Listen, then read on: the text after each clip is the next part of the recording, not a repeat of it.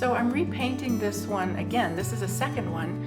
The first one that I did, I painted in a workshop and I like it, but in the first one that I did, you'll see it in just a minute here, the sky kind of looks like it's landing right on top of the house, and I didn't really like that, or it could look like smoke is coming out of the house.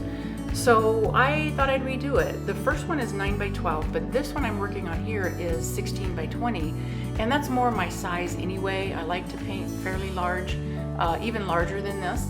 And so I'm pretty pleased about the way it came out, and I hope you enjoy it as well.